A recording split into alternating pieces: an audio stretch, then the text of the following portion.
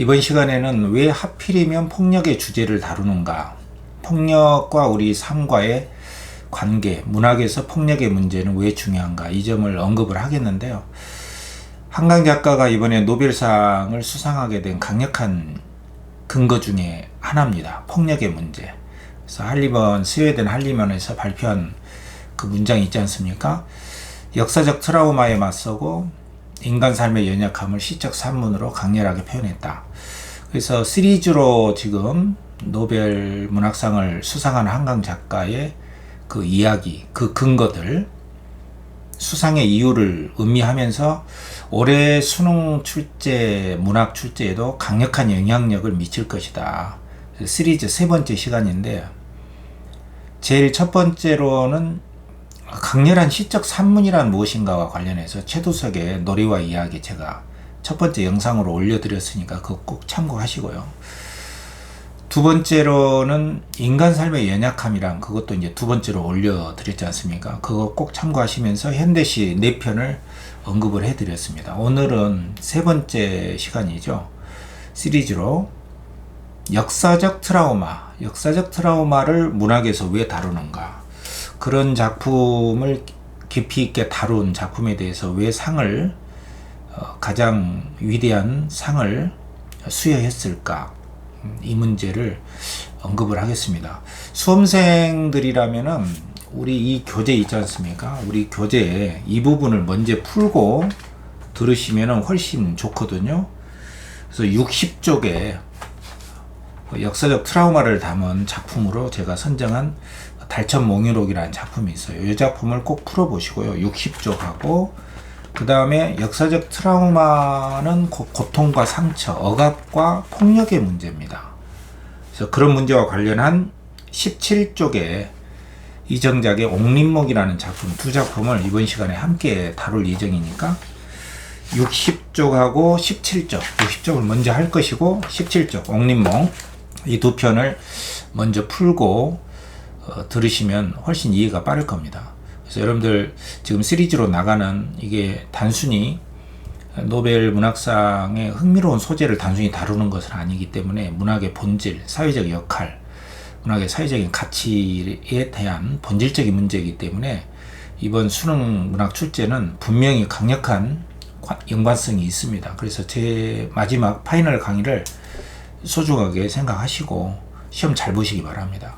일반인 구독자들이시라면은 이 앞부분에 제가 조금 말씀드리는 우리 삶은 폭력 앞에 직면해 있다.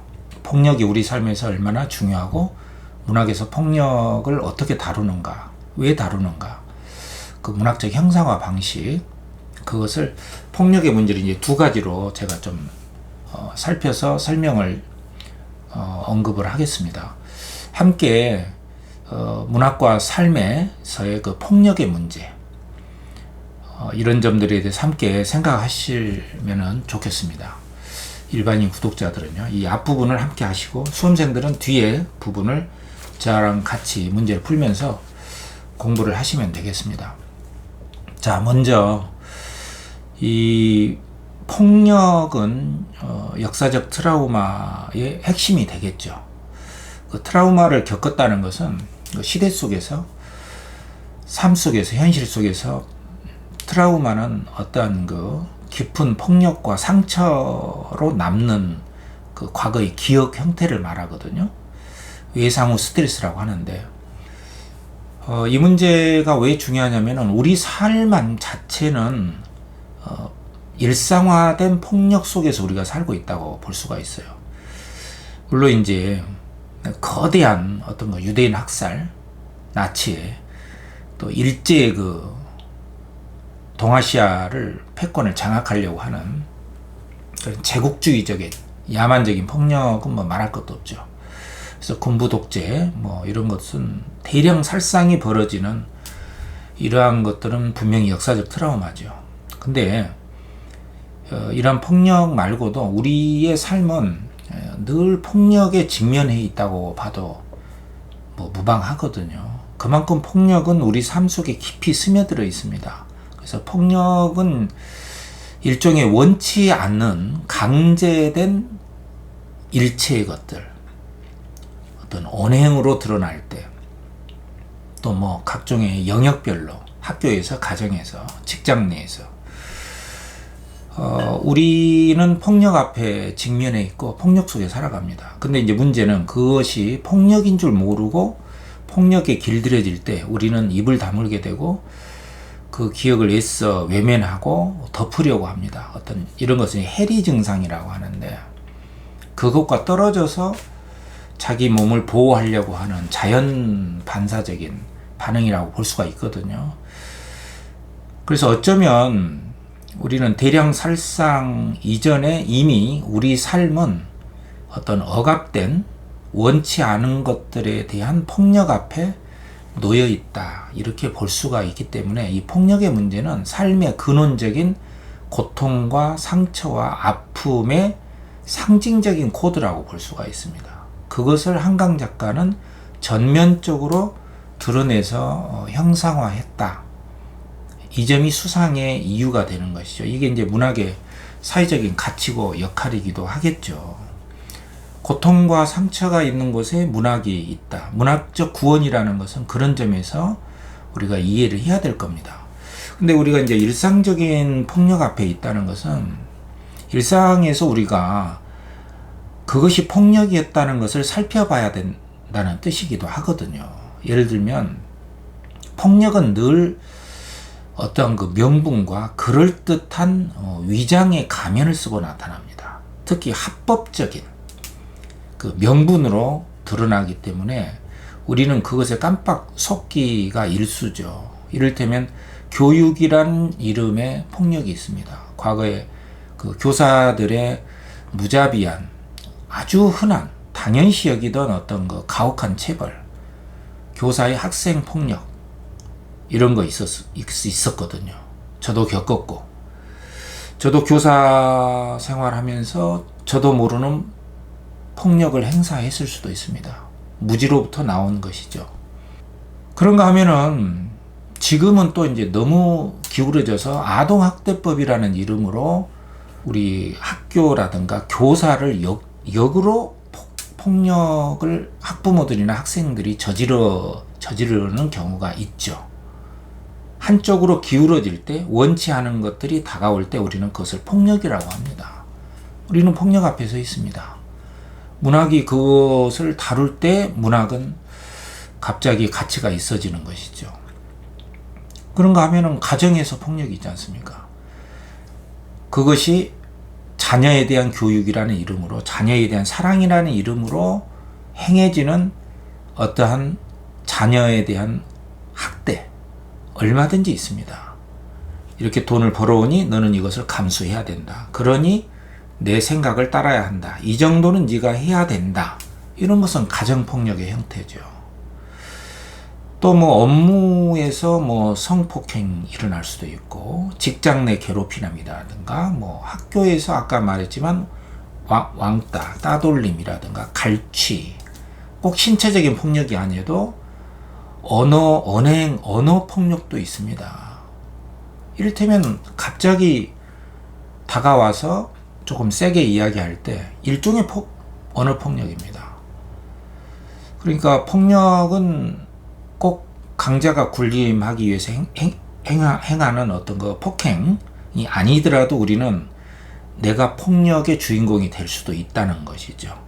또 사랑하는 사이에서도 사랑이라는 이름으로 폭행과 폭력이 가해지기도 하잖아요. 데이트 폭력이니. 수많은 우리의 언행들의 한 90% 이상은 폭력과 폭행의 형태로 드러난다고 볼 수가 있습니다. 너무나 오래 길들이기 때문에 그것이 폭행인 줄 모르고 있기 때문에 그렇지, 사실은 폭력인 경우가 있어요. 그렇지 않습니까? 또 그것에 오랫동안 억제당하고 강요당한 사람들은 말수가 적어지고 생기를 잃고 그것이 깊이 각인된 상태로, 트라우마의 상태로 안고 가기 때문에 그것이 병이 되거든요. 근데 이번에 이제 한강 작가가 그 수상을 하게 된 이유 중에 하나가 바로 우리 삶을 사랑과 평화로부터 멀어지게 하는 것이 바로 이 폭력과 폭행이고, 그것이 바로 어떤 시대와 역사 속에서 대량으로 진행이 된 그 역사적 트라우마를 정면에서 직시했다는 점은 정말로 문학의 역할 중에 큰 것이라고 볼 수가 있죠. 근데 여기서 단순히 다뤘다는 뜻이 아니고요. 이제 두 번째로 우리가 생각해 봐야 될 것은 그 역사적 트라우마에 맞서서 문학적으로 다뤘다는 뜻입니다. 그럼 문학적으로 맞선다는 뜻은 어떤 뜻일까요? 문학은 현실적으로 직접 어떤 가난한 자를 구제하거나 구제해주지도 못하고 어떤 그 폭력과 폭행으로부터 실제로 물리적인 힘을 행사할 수가 없습니다. 문학은 현실적인 힘을 발휘하지 않습니다. 발휘할 수 없어요. 그렇지 않습니까? 그렇다면 문학이 폭력과 역사적 트라우마를 맞서는 방식은 무엇일까? 그게 바로 문학적 형상화라고 하는데요. 그것은 단적으로 이야기해서 생생한 묘사입니다. 그 생생한 묘사라는 것은 그때의 그 시간에 그 공간에 있었던 일들을 생생하게 재현하는 것을 뜻하거든요. 생생한 재현. 이것이 위대한 문학의 묘사입니다. 묘사는 그러니까 그때의 그 상처와 아픔을 묻어두지 않고 덮어두지 않고 외면하지 않고 그대로 떠올려서 재경험하게 하는 것을 말합니다. 재경험이라는 말을 여러분들 잘 이해를 해 주셔야 되거든요. 이 재경험이라는 것은 막 그것에 시달린다는 것이 아니라 정면에서 그것이 아픔이었음을, 그것이 고통이었음을, 그것이 바로 폭행의 폭력에 희생되었다는 것을 그대로 보여주는 것입니다. 의도적으로 떠올려서 보여주는 것이에요. 그러니까 우리가 어떤 아동이나 내 자녀나 내 사랑하는 사람이 나의 상처가 여기 있어, 내 아픔이 여기 있어 라고 말을 할 때 그 말을 자세히 들어주는 거하고 똑같습니다. 그래서 이것을 재경험이라고 하는 거예요. 재경험하게 되면은 나의 고통의 기억이 재구성이 됩니다. 과거도 바뀐다는 뜻이에요. 그 이유는 그것을 햇볕 아래 내놓고 이것이 나의 아픔이었어 라고 생생하게 드러내놓고 털어놓는 것이죠. 그리고 인정을 받는 것입니다. 인정을 받는다는 것은 그 당사자에게 또는 국가가 그 누가 됐든 폭행과 폭력을 가한 사람에게 보여주면서 인정과 용서를 받는 것을 말하는 것이에요. 그때에 놀랍게도 우리를 괴롭혔던 그 끈질기고 질긴 가혹한 과거의 기억의 트라우마와 그 상처와 아픔이 녹아들게 됩니다. 이것은 무서운 힘이거든요. 그렇지만 오랫동안 그것을 덮고 가렸다면은 영영 우리는 그 상처로부터 빠져나올 수가 없어요. 이것을 우리가 이제 애도와 작별을 할 수가 없다라고 말을 합니다. 그러니까 우리는 애도 작업을 해주는 것이죠. 문학적으로 형상화해서 그것을 억압했고 지금도 억압하려고 하는 현 정부가 있다면 그에 맞서서 문학에서는 이랬다. 광주에서는 이랬다. 제주 4.3에서는 지금의 평화로운 제주가 있는 듯이 보이지만 제주의 아픔은 바다 깊은 곳에서 지금도 일렁이고 있어. 그때 이랬어. 라고 끄집어서 생생하게 보여주면서 원도 끝도 없이 털어놓는 것이에요. 그리고 인정을 받는 것입니다. 물질적으로 꼭 보상을 받는다는 것이 아니라 이미 지나간 것이긴 하지만 그래서 용서를 받는 것이에요. 그때 놀랍게도 역사적이고 시대적이고 우리 내면에 깊이 각인된 고통의 그 송곳 같은 고통들이 녹아 흐르게 된다는 뜻이에요. 이게 바로 문학적으로 역사적 트라우마에 맞선다는 뜻입니다. 그러니까 이게 보통 어지간히 귀중한 작업이 아닐 수가 없는 것이죠. 그렇기 때문에 언젠가 한 번은 우리가 직면해야 될 것을 우리가 햇볕 아래 내놓고 논의하게 되는 계기가 왔다.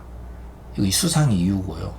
또 현실적으로는 우리 구독자 여러분들과 얘기 나눌 부분은 나에게도 적용되는 문제라는 사실이죠. 가장 쉽게 이야기하면 얼마 전에 구독자 여러분 중에 제가 소년이 간다. 광주 사태 때도 저도 18세 고2 광주의 현장에 있었거든요.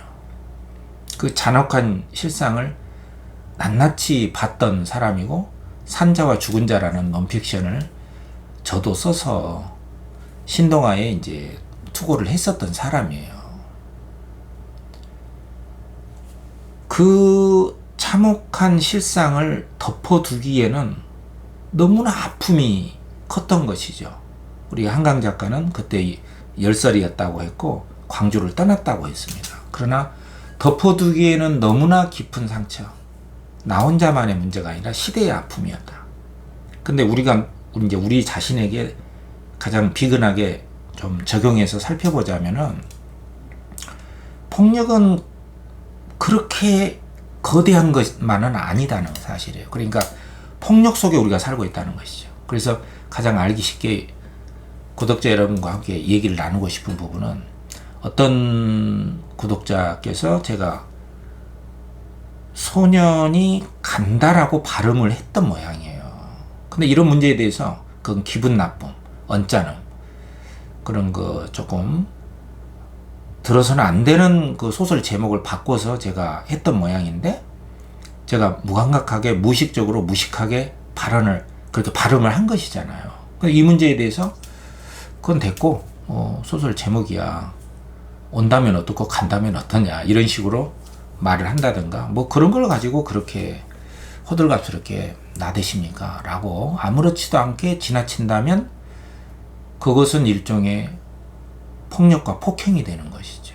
그러나 그렇게 언짢음을 당했다거나 그렇게 기분이 나빴을 때 그러한 일상사가 많지 않습니까?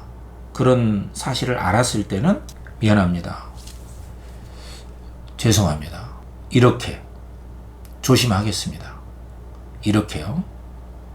용서를 구하고 사과를 해야 되는 것이죠. 제가 지금 그렇게 하고 있는 겁니다. 그러나 그렇지 않고 당신이 기분이 나빴다면 손해를 봤다면 미안해. 이런 식의 조건을 달면 안 된다는 뜻이에요. 그래서 그러한 진정성 있는 내면에서 우러나오는 사과와 용서를 구하는 양심과 어떤 교양이 우리 시대의 실종이 돼버렸어요. 지금 온갖 폭력과 폭행이 자행되고 있는데 한마디의 사과도 없지 않습니까? 현 정부가. 엄청난 욕설과 어떤 일반인도 하기 어려운 그러한 욕설들. 또 무슨 외무부 장관이 한일 관계라고 하지 않고 이란, 일미한 이런 용어를 서슴지 않게 쓰는 이런 용어들 이런 거 다 폭행입니다. 폭력이에요. 근데 이러한 사실 앞에서 한마디의 사과나 이런 변명이라든가 변명을 하면 안 되죠. 사과나 진정성 있는 용서를 구하는 그런 것들이 없는 시대에 우리가 살고 있다는 것이죠. 이것이 우리가 폭력과 폭행의 문제를 다뤄야 하는 이유가 언제나 있는 것입니다. 폭력을 논의하지 않고서는 사랑과 평온이라는 것은 요원합니다. 그 문제를 거치지 않고서는. 그래서 한강 작가도 광주의 문제, 제주 4.3 사건의 문제를 경유하지 않고서는 우리 시대의 또 다른 세계가 열리기라는 것은 덮어두고 가기에는 너무나 큰 억압과 폭행이었다. 왜냐? 그것은 지금에도 지속되는 문제이기도 하기 때문에.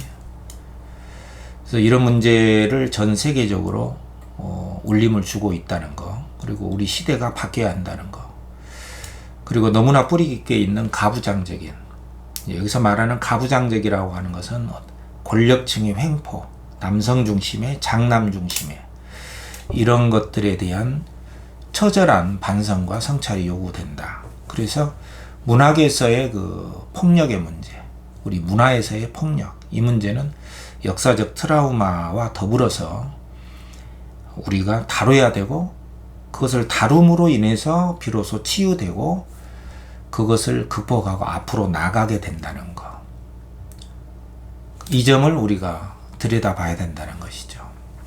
그래서 여러분들과 항상 내 자신이, 또 지금 우리 현재 삶이 타인으로부터, 국가로부터 폭력을 당하고 있지 않은가, 거기 앞에서 우리는 입을 다물고 있지 않은가, 이 점과 더불어서요, 우리 그 점도 반성을 해야 되겠지만, 더 나아가서 내 자신이 내가 하고 싶은 말이라든가 나의 감정 느낌이라든가 나의 욕구라든가 이런 것을 외면하지 않고 꾹꾹 억누르고 있다면, 그것도 나 자신에 대한 폭력과 폭행이라는 점도 알았으면 좋겠어요.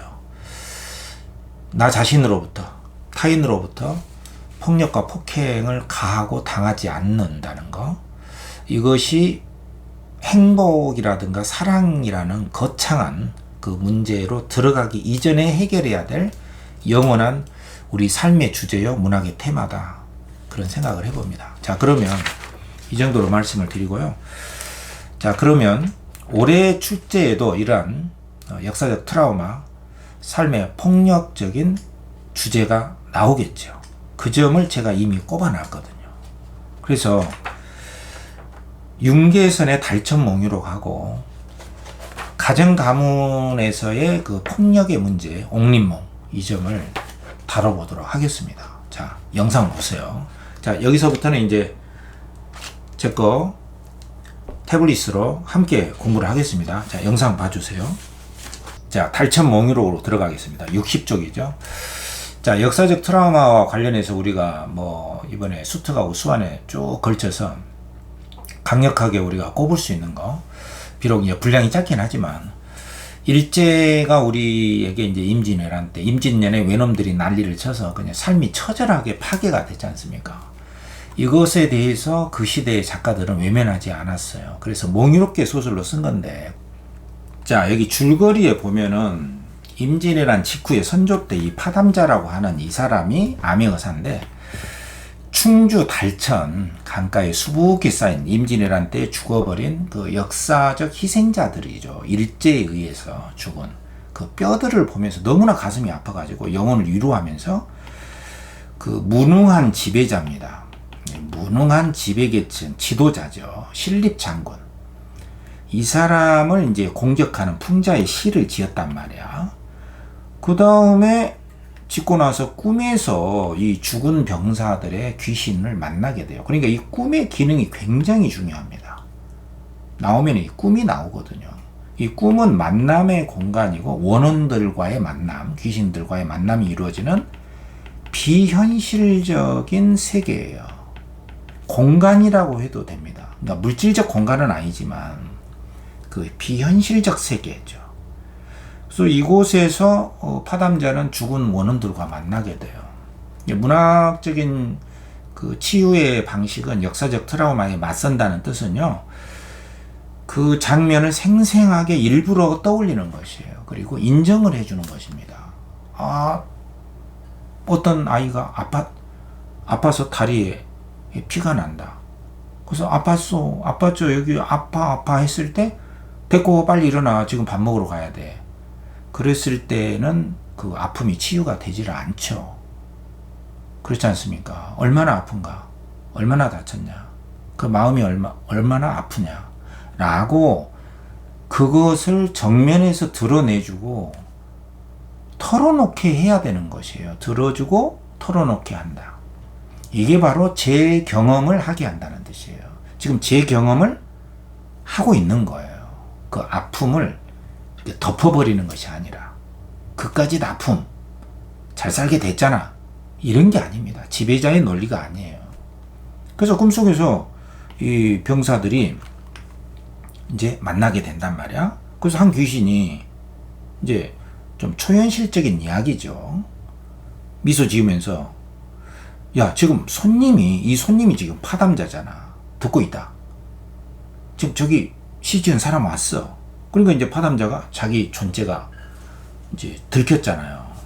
그래서 이제 인사를 하니까 귀신들이 일어나서 당신이 지은 시, 정말 신립이라는 이 모자란 무능한 지배계층 풍자 있잖아, 잘 받았습니다. 야, 고시와 유시가 풍자하는 그 비판하는 의미가 깊고 처절해서 읽을 수 없을 지경이다. 이른바 귀신을 올린다.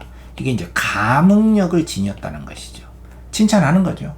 당신 최고. 바로 우리 한강 작가 같은 사람이죠. 이 파담자가. 그래서 야, 이런 군자를 우리가 만나다니 정말 다행이다. 그러면서 이제 세상에 전해주시면 감사하겠다. 바로 이게 폭력과 폭행을 당한 자들의 고통과 상처를 털어놓고 싶다는 그 의욕이에요. 그리고 그 당사자들에게, 가해자들에게, 또는 우리의 상처가 이랬어 라고 타인들에게, 세상들에게 알려서 조금 공감을 받고 싶은 거란 말이에요. 물질적으로 뭐 어떻게 해달라는 것이 아니라, 그래서 우리는 세월호 참사, 이태원 참사라고 하는 이 사건들이 덮어져서는 안 된다는 것이에요. 그것을 과장해서도 안 되지만 충분히 다뤄지지 않았을 때는 충분히 다뤄내야 되는 이유가 여기 있는 거예요. 왜냐면은 그 상처와 고통의 터널을 통과하지 않고서는 빠져나올 수가 없기 때문에. 그렇지 않습니까? 사과가 없이는 그 사람하고 같이 살기 어렵잖아요. 그 영화 밀양이라는 데도 나오잖아요. 용서라는 이름으로 뭐 하나님한테 자기 자식을 죽인 살인마가 교회에 하나님을 믿고 예수를 믿고 예수님한테 용서를 받았다. 그게 말이 됩니까? 당사자인 자기에게 정면으로 사과의 말을 해야 되는 것이죠. 그것은 예수라는 이름의 폭행을 저지른 거예요. 그렇지 않습니까? 그리고 이야기를 시작한 거예요. 그래서 이제 이랬어요, 저랬어요, 이제 털어놓는 겁니다. 이게 바로 역사적 트라우마를 문학적으로 맞서서 다뤄내는 작업이에요. 그리고 B에서는 장수는 목숨을 다하는 자리에 있고 병사는 통제에 따르는 존재입니다. 그러니까 우리는 지도자가 아닙니다. 우리는 명령에 따릅니다. 지배자의 중요성을 이야기하는 거잖아요. 지배자가 중요하다. 우리는 따를 뿐이다. 그래서 장수가 현명치 못하면 망가진다. 근데 지금 무능한 지배계층 때문에 내가 우리들이 이렇게 원통하게 죽었다. 그래서 사실상 이것은 어떤 공권력이라든가 국가, 그 지배계층에 책임이 있다는 것이에요. 이 말을 하고 싶은 거죠. 우리가 뭐 이렇게 죽고 싶지 않았다는 것이죠. 충분히 살 수 있었다는 거예요. 그러니까 어떻게 보면은 인재, 지배계층 때문에 이렇게 됐다는 것이야. 그 말을 하고 싶은 거죠. 충주의 지세라는 것은 굉장히 그 요충지고 최고의 요새다. 함부로 못 오는 곳이다. 그래서 우리가 생각하기에도 이렇게 바위를 늘어 세우면은 북방의 군대가 어찌 넘어올 것이냐. 그래서 우리가 승리할 수가 있다. 이 지형을 이용하면. 근데 이 신공, 이 신립이죠. 이 비판의 대상. 이 사람은 이런 우리도 세울 수 있는 기책을 세우지 않고 위험만을 내세워서 이 권위만 내세운다는 말이야. 고집만 부린다. 이거 좀 잘 봐야 되잖아요. 고집불통. 지배층. 그래서 나라가 망했다는 거예요. 남의 말을 안 듣고. 그러면서 그때 어리석은 지배계층인 신공이, 신립이 이렇게 말했다 이거야. 어떤 전략이냐면은 배에서 내린 거위나 오리처럼 걸음이 무거울 것이고 엄청나게 지쳤을 것이다. 개나 돼지처럼 책략이 없을 것이다. 그래서 험준한 고개에서 군사를 두 길로 나누어서 뭐 때문에 지킬 필요가 없다. 이미 지쳐있다. 그래서 탕금대로 가서 진을 치고 척후병을 보낸 다음에 북을 울리고 군사에게 재갈을 물렸다. 막 억지로 싸우게 했다는 뜻이야. 이 지형을 이용해서 그냥 이길 수도 있었는데 구태여 억지로 싸움을 했다는 거야. 지금 많이 현재 시사하는 바가 크지 않습니까? 싸우지 않아도 될 일을 막 싸워. 뭔가 막 그 전쟁의 위험을 막 고취시키는 것이죠. 괜히. 마침내 관문을 훌쩍 뛰어넘고 막 쇳불을 뽑을 만한 힘을 가진 병사들이 비분광기한 마음을 원통함을 품은 채 잘못된 지배계층 때문에 죽고 말았다. 어찌 이불을 올릴 수 있겠느냐. 막 이런 말을 하고 싶은 거죠. 그래서 C의 장수는 싸움에 능했지만 병사가 싸움에 능하지 못했다면 이거 가정이란 말이야. 만약에 우리가 무능했더라면은 죽어도 억울할 게 없지. 그러나 우리도 충분히 생각할 수 있는 것을 저 무능한 지배계층은 억지로 싸우려고 하다가 그냥 괜히 몰살을 했다는 거예요. 그래서 지배계층을 비판하는 대목입니다. 제가 다 안 읽어도 되죠. 그러다가 이제 잠시 후에 한 사내가 부끄러운 빛을 띤 채로 나와. 요 사내가 바로 이제 그 무능한 지배계층입니다.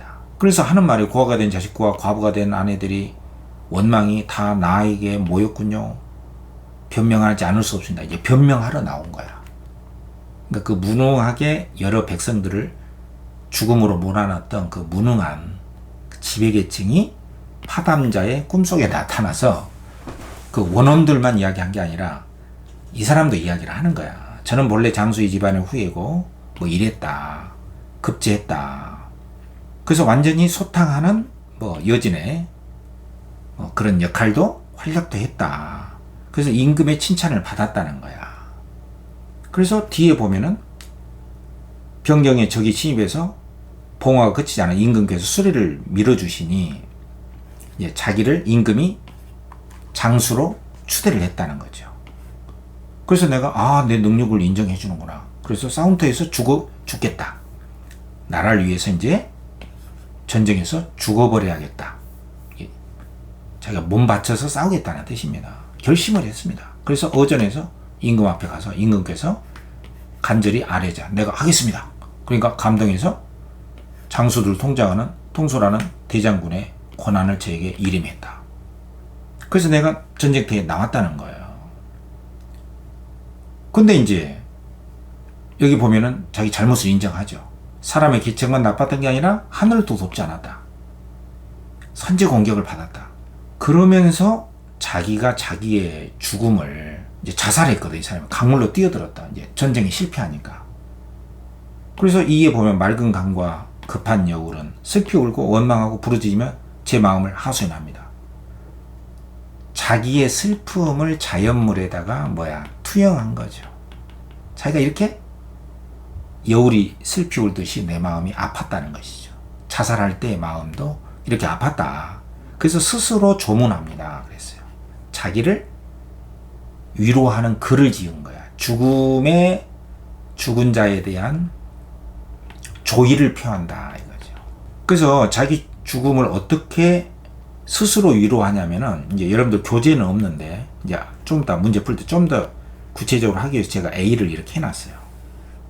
자기 스스로를 어떻게 조문을 하냐면은 자 A를 가지고 보세요. 이 사람이 어떻게 조문을 하냐면은 스스로 위로를 하냐면은 시간은 흘러도 답답한 마음을 펴지 못했다. 다행히 그대를만 이 파담자죠. 속마음을 토로할 수 있었다.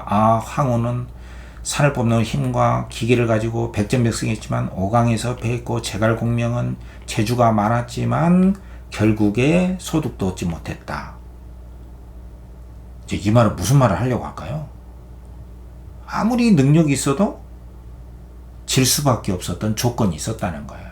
자기 변명을 하는 거예요. 지금 변명. 이렇게 뛰어난 사람도 실패했다. 왜? 이제 나오죠. 하늘이 그렇게 정한 일이다. 이게 운명이라는 거예요. 그러니까 여기서 하늘을 동원한 것은 자기의 실패를 뭐 하는 거예요? 하늘을 통해서 정당성을 부여하는 겁니다. 합리화하는 거예요. 이게 나쁜 사람이죠. 물론 이제 자기 입장에서는 이렇게 하겠지만 자기 때문에 지금 많은 사람이 죽었잖아요. 근데 이건 다 하늘의 운수다. 하늘의 명령이라는 거예요. 인간의 힘으로 어떻게 하겠습니까? 누구를 원망하고 누구를 탓하겠습니까? 이거 하늘의 운명이라는 거예요. 저 하늘은 유효하기만 하거늘. 그러니까 이거는 마치 그 자연의 이치처럼 된 것이다. 사실은 오리발을 내미는 거죠. 그러면서도 자기 하소연을 하니까 좀 시원했던지 파담자한테 자기 하소연을 하는 거예요.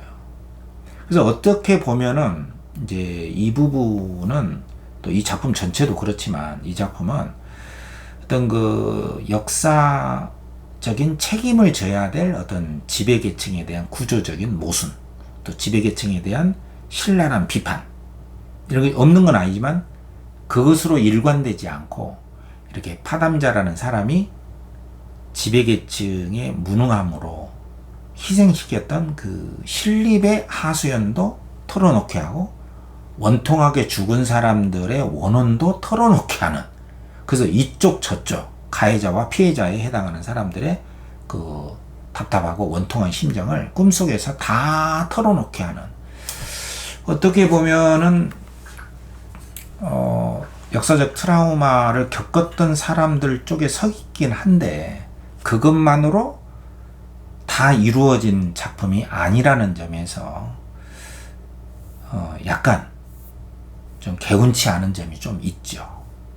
왜냐면은 이런 그 신립이라는 사람의 이런 그 변명, 다 하늘의 운명이다, 이렇게 처리하는 이런 대목을 소개를 하면서 이것에 대한 어떤 비판 같은 것이 제기되지 않았다는 점에서 한계성으로 좀 지적을 할 수도 있습니다. 어쨌든 자, 요 부분이거든.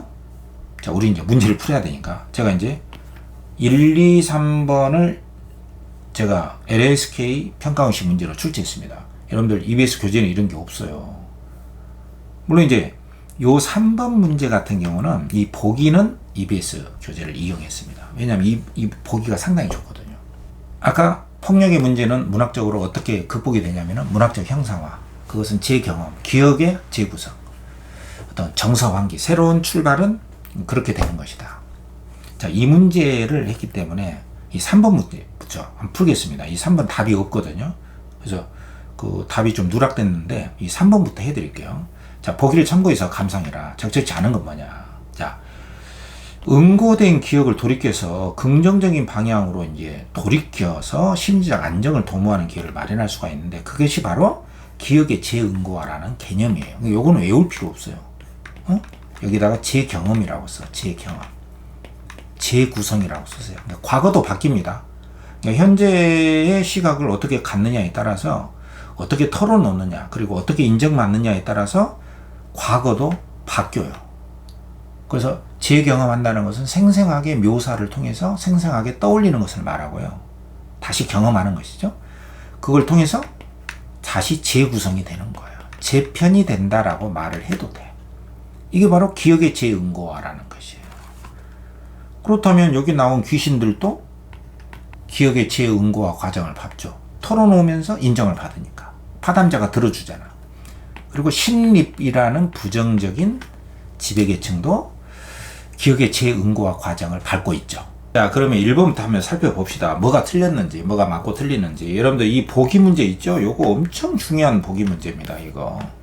이거 나올 가능성이 거의 굉장히 확률이 높아요. 이게 문학의 본질이면서 어떤 그 예술 치유적인 기능을 제가 압축적으로 요약한 것이거든. 여러분들 EBS 수특에 이게 나와 있긴 한데 과거의 기억, 과거의 변형 뭐 그런 식으로 굉장히 장황하게 나와 있거든요. 그래서 요거를 문학의 치유적인 효과를 압축화한 과거 기억의 재구성. 과거 기억이 재구성된다는 것은 제 경험을 통해서 생생하게 묘사하고 떠올리게 하면서 과거 기억을 인정받고 드러내주면서 과거 기억도 다시 바뀔 수 있다는 거야. 말하자면 원한이 풀린다는 것입니다. 그래서 용서와 화해로 갈 수 있는 치유의 기능을 제가 압축적으로 한 것이거든. 자, 그러면 이제 1번부터 보면은 파담자라는 사람은 이 임진왜란 때 원통하게 죽은 귀신들이나 부녀자들, 원통하게 죽은 민중들, 희생자들, 그 폭력의 희생자들의 이야기를 전해 듣는 관찰자 입장에 서 있잖아요. 요건 맞잖아요. 근데 이 사람은 그냥 전해 듣는 사람이에요. 그렇기 때문에 과거의 기억을 재응고화해서 재구성한다는 뜻이야. 재편한다는 뜻이거든. 그것을 의도했다고 볼 수는 없거든. 그러니까 여러분들 여기서 이 작가하고 동일시해서는 안 됩니다. 그러니까 이 작가는 뭐 가해자 쪽에 무능한 가해자 쪽에 해당하는 신립이라는 사람의 그 사정도 털어놓게 하고 원통하게 죽은 민중들 귀신들의 또 부녀자 이야기들도 털어놓게 하고 또 여기는 안 나왔지만 이순신 장군의 그 하소연도 털어놓게 하면서 이쪽 저쪽의 이야기들 전쟁과 관련된 그 희생자들 역사의 희생자들이라는 관점에서 다 털어놓게 하는 그래서 과거의 아픔을 뛰어넘으려고 하는 그 형상화 과정을 작가가 했단 말이야. 근데 이 작가가 이 파담자하고 유사할 수는 있지만 이 파담자하고 작가는 좀 달라요. 그 작가는 그걸 의도했을 수는 있어요. 무슨 말인지 알죠? 그러나 이 파담자는 그냥 단순히 이렇게 보고 물론 이제 그 자신이 시도 짓고 근데 원통하고 관련된 그 시를 공감을 해서 지음으로 해서 꿈에 이제 이 사람들이 나타나서 이야기하는 것을 이렇게 관찰자 입장에서 지금 보고 있거든. 그러니까 이 파담자는 이 작품 내에서 이 귀신들이나 원통하게 죽은 사람들의 과거의 재구성, 기억의 재응고와 과정을 의도했다라고 보기는 어렵단 말이야. 무슨 말인지 이해되죠? 관찰자 입장이 있기 때문에 그렇기 때문에 더욱 안 되는 거예요. 인과관계가 성립이 안 됩니다, 이게. 자, 무슨 말인지 이해되죠? 그 다음에 2번, 귀신들은 자기들 이야기들을 시원하게 털어놓잖아. 털어놓으면 효과입니다. 털어놓으면서 그것을 들어주는 사람이 있어. 그러니까 인정을 받는 느낌이 있잖아. 그래서 부정적 기억의 상처를 드러내서 과거의 아픔에 대응한다. 이 대응이라는 것은 과거의 아픔을 치유하려고 하는 노력을 말합니다. 그러니까 털어놓는다는 것은 그 자체가 치유의 효과가 있어. 이게 바로 대응이라는 뜻이에요. 대응. 아픔에 대응하려는 그 행위. 그게 털어놓기거든. 어떤 계기가 있어야 털어놓잖아요. 그래서 이 귀신들이 이 꿈에서 이 파담자에게 털어놓는 것입니다. 그리고 3번에, 그러니까 맞죠? 그래서 이 털어놓기의 효과와 관련해서는 기출문제에 제가 이제 시간이 있으면은 왜 폭력적인 문제를 문학에서 다루는가 이미 기출문제에 나와 있는 게 있어요. 이청준의 소문의 벽에서 너는 이쪽이냐 저쪽이냐 좌이냐 우이냐 이렇게 전직부를 비추면서 그게 그때의 트라우마가 있기 때문에 이제 그 실어증에 걸리거든. 말을 못하게 돼요. 그래서 이 말문트기가 안 되는 털어놓기가 안 되는 그 상처 역사적 트라우마에 시달리는 한 산의 이야기가 나옵니다. 자, 요건 나중에 제가 정리를 한번 할 기회가 있을 거예요. 어쨌든 귀신들은 털어놓으면서 그들의 아픔에 대응하려는 그 태도를 보여준다 했으니까 이게 맞고, 그 다음에 한 산에도 이제 신립이잖아. 부정적인 무능한 지배계층. 이 사람도 어쨌든 막 나발나발 하면서 이건 다 하늘의 정한 뜻이야. 나도 할 만큼 했어. 근데 운수가 안 맞았어. 이건 하늘의 운명 탓이 하면서 변명하고 합리화하는 방식으로 자기의 정서, 말하지 못한 말을 막 털어놓고 있잖아요. 그래서 자기 나름대로는 이제 새로운 의미를 강조하게 됩니다. 그래서 기억의 재응과의 심리적 대응을 보여주고 있다. 신립의 입장에서는 재경험하고 기억의 재구성, 새로운 정서를 털어놓으면서 새로운 정서를 그 자신은 환기하고 있다, 불러일으키고 있다 했으니까 이런 것도 맞단 말이에요. 전부 다. 뭐 귀신이든 신립이든. 그리고 이제 파담자는 그냥 보고 있는 것이죠. 이런 관점에서 4번에도 보면 귀신들과 한 사내는 모두 마음의 상처를 어쨌든 자기 입장에서 말로 표현함으로써 털어놓는다. 털어놓기입니다. 그래서 털어놓는다는 게 굉장히 중요하거든요. 그래서 햇빛에 드러내놓는 거예요. 그래서 기억을 재구성해서 답답한 신경으로 벗어나 재편하려는 모습이다. 완벽하게 맞잖아. 이런 손짓 굉장히 좋잖아. 근데 5번을 보면은 귀신들과 한산에는 모두 임금과 지배층에 대한 불신이 있다. 근데 이 한산해가 바로 이제 신립인데 이 사람은 자기를 등용해준 임금에게 엄청난 충성심을 갖고 있잖아요. 이 사람은 불신이 없어요. 그리고 인과론적으로 볼 때 이 불신이 인과를 잘 봐야 돼. 시험장에 가서. 심리적 불안정의 원인이다. 그러니까 불신이 있어서 심리적으로 불안정하게 됐다. 이건 아니잖아요. 심리적 불안정이 생긴 이유는 이 귀신과 한산에는 신리비는 지금 전쟁통에 원통하게 죽었잖아요. 귀신들 원통하게 죽었고 지배층의 무능으로 인해서 한산에는 자기의 무능함으로 인해서 너무 과도한 그 전략으로 인해서 안 싸워도 되는데 괜히 막 억지로 싸워가지고 그냥 군사들 다 죽이고 민중들 죽이고 자기도 자살했잖아요. 그래서 이런 것은 귀신들 입장에서도 한산의 입장에서도 안 맞죠. 불신 때문에 임금과 지배층에 대한 불신이 있어서 심지어 불안정한 게 아니라 원통하게 죽었기 때문에. 근데 그 죽은 원인이 지도자의 무능력함, 그리고 어떤 그 제도적인 국가의 어떤 무능함, 지배층의 문제점, 이런 것들이 민중들을 외적의 침입을 잘 막아내지 못하는 어떤 정책적인 무능함, 어떤 제도적인 그것으로 인한 역사의 피해자들이기 때문에 불신 때문에 심리적 불안정하게 된 원인이 아니단 말이에요. 그래서 이제 5번이 답이 틀려서 5번이 답입니다. 근데 여러분들 우리 교재에 제가 이제 만든 문제지 않습니까? 이게 전부 다 LSK 평가원식 문제잖아. 그래서 제가 이제 서둘러 만들다 보니까 이 뒤쪽에 답이 누락이 됐고 굉장히 그 공부를 열심히 한 우리 구독자께서 이에 관련 질문을 주셨기 때문에 제가 이제 자세히 설명을 드리는 것이고요. 답이 5번이 틀려서 답이다. 자, 이렇게 보고. 자, 1번부터 이제 다시 한번 정리하자면 A에서 E에 대한 설명을 적절치 않은 것은 뭐냐. 이게 부분 문제이기 때문에 이제 이 부분의 의미나 그 기능, 이것은 뭘 의미하는가. 이런 문제이기 때문에 A는 파담자는 자기의 존재를 눈치채서 이제 꿈속에 귀신들하고 만났잖아. 그 귀신들과의 이제 만남, 귀신들이 일어나서 말했다. 이거 이제 비현실 세계, 꿈속의 일이잖아요. 예, 그렇기 때문에 A에서 파담자의 꿈이라고 하는 것은 비현실계의 공간 맞잖아. 현실계의 실상을 파악하게 된다는 점에서 꿈에 이제 귀신들의 이야기를 듣잖아요. 꿈에. 그러면서 역사 현실에서 이렇게 원통하게 죽은 사람이 있구나. 이것을 파담자가 알게 되잖아. 그런다는 점에서 꿈에서는 그것이 비현실 세계지만 꿈을 통해서 현실 세계의 원통함과 문제점이 있다는 걸 알기 때문에 꿈이라는 세계는 바로 현실과 비현실 세계가 만나는 지점이다. 그래서 두 세계가 연결되어 있음을 보여준다 했으니까 맞단 말이야. 그러니까 이런 손질을 이해를 잘 해야 됩니다. 전부 다 제가 낸 거잖아요. 문학을 전공한 선생님들은 이런 문장을 쓰거든.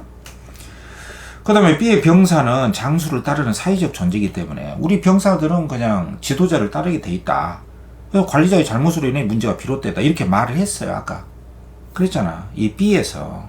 다시 안 봐도 되는데. 그죠? B가 이거죠. 장수는 상군의 목숨을 담당하는 자리에 있고 병사는 통제에 따르는 존재다. 그러니 장수가 현명하지 못하면 일을 망치는 것이다. 그러니까 꼭 밑줄만 읽으면 안 돼. 그러니까 이 밑줄을 알기 위해서라도 그 다음 문장 정도는 읽어줘야 되는 거죠. 그래서 지도자에 따를 수밖에 없다. 지도자의 책임이다. 이걸 강조하는 말이니까 맞고. 그 다음에 C는 이 밑에 나와 있죠. 장수는 싸움에 능했지만 병사가 싸움에 능하지 못했다면 만약에 지도자가 잘했고 그 밑에 병사들이 잘못했다면 이거 가정이라고 했잖아요. 사실이 아닙니다. 우리 모기 배인들 억울할 게 없습니다. 지도자가 잘못했다면 우리들은 할 말이 없죠. 이 말은 뭐야? 지도자가 잘못했음을 가정형으로 비판하는 것이죠. 그러니까 여기서 C에서 가정된 상황을 설정해서 병사들의 비분 관계가 그들의 슬픔과 분노가 자신들로 인해서 발생한 것이 아니다. 그거 맞잖아요. 이게 손짓 좋잖아요. 이게 평이하면서도 이렇게 냅니다. 그 다음에 D는 열악한 상황을 간파하지 못한 임금의 잘못된 격려로 인해서 이 인을 잘 봐야 된단 말이야. 이 인과. 전쟁터에서 죽을 위기에 처했던 과거를 회상하며 답답한 심정을 토로하고 있다. 요게 이제 병사 귀신인지 신립인지는 모르겠지만 확인해 봐야 되겠지만, 아, 내가 임금이 나를 잘못 격려해 가지고 일이 잘못됐다, 그런 내용은 없거든요. 임금이 이제 신립 이야기잖아요. 신립이 이제 싸움을 잘하고 뭐 어떤 장면에서 성과도 올리고 하니까 임금이 군사를 주어서 이제 맡겼잖아. 그래서 내가 임금의 신립이가 임금 앞에 나아가서 제가 해보겠습니다. 그러니까 임금이 대장군을 직위를 줬잖아요. 그렇기 때문에 임금이 잘못된 격려로 인해서 죽을 위기에 처했다. 이건 틀린 것이잖아. 그렇죠? 딱 봐도. 그 D를 보면 이거잖아요. D가 C 다음에 이거잖아. 밑에 있죠. 변경의 벽이 침입해서 한 달 동안 봉화가 그치잖아. 임금께서 이제 전쟁이 일어나니까 수레를 밀어주셨다. 그래서 내가 이렇게 지원해 주시다니 감사. 그 싸움터에서 내가 나라를 위해서, 임금을 위해서 죽겠다, 이 각오를 했단 말이야. 근데 임금이 잘못 격려한 게 아니죠. 그건 쉽잖아. 그래서 이게 틀려서 이게 답이고, 그 다음에 5번에 2는 병사들의 원망과 달리 장수의 시각에서, 이게 이제 신립이죠. 신립의 입장에서 원통한 심경을 자연물을 통해 투영해서 표현하고 있다 했으니까 바로 A, B, C, D, E 요 부분이잖아. 맑은 강과 급한 여울은 슬피 울고. 요거는 이제 신립이 자기의 뭐 무능함도 있지만 자기의 그 슬픈 마음을 자연물을 통해서, 이게 강과 여울이 자연물이잖아요. 거기에 마음을 의탁해서 투영해서 그 슬픔을 드러내고 있다 했으니까 맞죠. 요건 이해되죠. 그 다음에 라스트 2번에 기억과 니은의 서사적 기능 의미로 볼 수 없는 것은 뭐냐. 자, 요 부분은 제가 조금 여러분들 이해하기 쉽게 조금 더 조건을 좀 더 주겠습니다. 여러분들 교재에는 없는데 제가 다시 문제 풀어보니까 조금 오해될 만한 소지가 있거든. 그래서 A 부분을 여기 설정을 해놓고요. 이 A 윗부분하고 A 이 조문을 기점으로 해서, 이 조문. 신립이 자기 스스로의 죽음을 위로하는 글을 짓잖아요. 자기 죽음을 위로하는 게 조문이거든. 조문. 조의를 표한다. 이 물을 문자 써가지고. 그래서 이 A 부분 윗부분하고 이 조문 밑에 부분, 이 A 부분을 조건을 제가 좀 더 설정을 해서 여러분들 이해하기 쉽게 기준을 마련해 주겠습니다. 자, 그러면 이제 소사적 기능이라는 것은 역할이단 말이야. 그 부분 때문에 어떤 일이 일어났느냐, 이제 인과를 잘 봐야 돼. 이것 때문에 무슨 일이 일어났는가, 이게 펑션, 기능이고, 그게 의미입니다. 의미. 그러니까 내용과도 일치가 돼야겠지. 당연히. 그럼 기억과 니은은 모두 죽은 훌령이 각자의 심경을 토로하게 되는 소재다. 그럼 기억이 바로 파담자가 쓴 시거든. 시. 여기에 보면은 시를 썼대잖아. 그래서 파담자 당신이 우리에게 주신 시를 잘 받았습니다. 그 시에 보니까 굉장히 잘 썼고 귀신을 울립니다. 참을 수 없는 처절해서 죽은 자의 마음을 잘 헤아렸다. 이 시 때문에 꿈속에서 귀신과 만나게 되잖아. 그리고 신립도 나타나잖아. 그리고 신립이 그 꿈속에 나타나가지고 신립이 하는 말이잖아. 이게 고아가 된 자식들과 과부가 된 아내들의 원망. 그러니까 민중들이 원통하게 죽었는데 다 신립인 나 자신을 다 원통해 하는 것 같다. 이런 말도 지금 하게 돼. 그래서 이 시라고 하는 것은, 파담자가 쓴 시라고 하는 것은 결국 그 시로 인해서 귀신들도 신립도 자기의 원통한 마음을 토로하게 된 계기가 되는 소재니까 맞죠. 그 다음에 니은은 회한의 심정으로 자신의 죽음을 슬퍼하면서 한편으로 스스로 잘못을 인정하고 있다. 자, 요거는요. 자, 2번부터. 2번 빠졌죠? 자, 기억은 시잖아. 귀신이 군자를 통해, 이 군자가 파담자잖아. 관찰자. 파담자가 시를 썼잖아. 세상에 자식의 숨겨진 원통함을 토로하게 된 계기다. 그러니까 1번도 맞고 2번도 맞게 되는 거죠. 자연이 쌍으로 돌아가는 것이고. 잘 듣고 있죠? 그 다음에 니은은 바로 회한의 심정으로, 이제 니은이 뭐냐면은 바로 이제 조문이란 말이야. 조문. 신립이 스스로 자기의 죽음을 위로한다. 근데 요 부분을 이 조문의 A 부분의 앞에 부분을 통해서 생각을 하세요. 이제 기준을 제가 주겠습니다. 자, 3번. 3번은 니은은 자, 이렇게 A의 앞 부분을 미루어 볼 때, 자, 이런 기준을 줄게요. 그래야 여러분들이 더 정확하게 이해가 될 것 같거든? 자, 기준과 조건이 달라지면 답이 달라집니다. 그래서 3번은, 자, 니은은 A의 앞부분을 미루어 볼 때, 이제 신립이 어떤 이야기를 했냐면은, 후회된다. 아, 내가 잘못했다. 그걸 인정하고 있는 모습이 이게 나오거든요. 여기 A 앞부분에 보면은. 그렇잖아. 여기에 보면은, 자기가 이제 잘못해서 강물로 죽었잖아요. 그래서 적을 가벼이 여기면 반드시 피한다는 점에서 잘못을 범했습니다. 누가? 자기가. 잘못을 범했다잖아.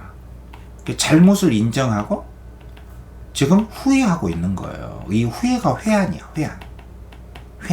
잘못을 인정하고 있습니다. 그러니까 A의 앞부분을 미루어 볼 때, 이 조문을 하는데 A 앞부분에는 스스로 잘못을 인정하는 내용이 나옵니다. 자, 이렇게 이해를 해주세요. 그러니까 맞죠? 근데 4번을 보면은 이제 기억을 통해서 이제 파담자가 쓴 시잖아. 귀신이 파담자의 창작 능력에 감탄하고 있고, 자, A는, 자, 요 부분은 A 부분을 미루어 볼 때, 자, 이렇게 조건을 주겠습니다. A 부분을 미루어 볼 때, 임금에 대한 충성, 자책감을 드러내고 있다. 어때요? 자, A 부분을 미루어 볼 때, 야, 요 부분이야, 요 부분. 조문의 이 부분. 스스로 위로를 어떻게 하고 있냐면, 앞에서는, 아, 내가 잘못했다. 이렇게 하고 있는데, 이 니은의 밑에 부분을 조건을 통해서 보면은, 자기 합리화를 하고 있죠. 아까 내가 이야기했잖아. 이렇게 백전백승. 누구야? 항우. 그렇게 뛰어난 장수. 또 체걸공명. 그렇게 뛰어난 인재. 근데도 하늘이 도와주지 않으면 안 됐다. 그럼 자기도 뛰어난 장수인데 하늘의 운명이다. 하늘은 저렇게 유효하다. 여기서는 뒤집어 엎어버리는 거예요. 그러니까 굉장히 교활한 인간이잖아. 신립이. 앞에서는 자기 잘못했다 해놓고 마지막에 가서는 이 A 부분에 미루어 볼 때는 뭐 임금에 대한 충성도 없고요. 여기에는 A 부분에는 니은 A 부분을 미루어 볼 때, A 부분을 통해 볼 때 이렇게 기준을 새롭게 제가 주는 것이죠. A 부분을 통해서 볼 때 이 부분에는 임금에 대한 충성심이나 자책감이 없어요. 그 정당화하는 거야. 아, 이거는 하늘에 뭐 운수가 좋지 않았다. 그러니까 자기 자책감이 여기는 없어서 이게 틀려서 답입니다. 이렇게 생각을 해주세요. 그 다음에 5번에 기억은 귀신이 고아가 된 자식들과 과부가 된 아이들의 원망, 요것도요, 여러분들 좀 더 이해하기 쉽게, 원망과 함께 자신의 심정을 드러내는 동기로 활용하고 있다. 이 심표 있으니까. 무슨 말 이해되죠? 왜냐면은 고아가 된 자식들과 과부가 된 아내들의 원망이라고 하는 것은 여기에 직접적으로 안 나와요. 왜냐면은 이 신립의 이 말, 신립이 나타나서 자기가 고아가 된 자식들과 과부가 된 아내들의 원망이, 나를 향한 원망이 크다. 여기에 이렇게 살짝 나오거든. 그렇기 때문에 귀신들이 이네들의 과부들의 원망을 대신해서 말해주고 그런 건 없거든요. 그렇기 때문에 이 시를 통해서, 이 시라고 하는 기능은 뭐냐? 파담자가 쓴 시는 귀신이 고아가 된 자식들과 과부가 된 아이들의 원망과 함께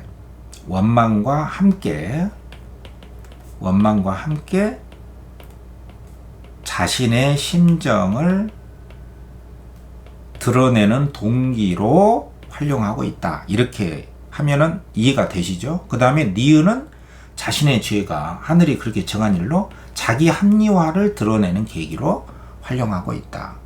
맞죠? 이 조문을 하면서 합리화를 하고 있기 때문에 그래서 맞다 이렇게 생각을 하시면 정리가 될 겁니다. 무슨 말 이해되시죠?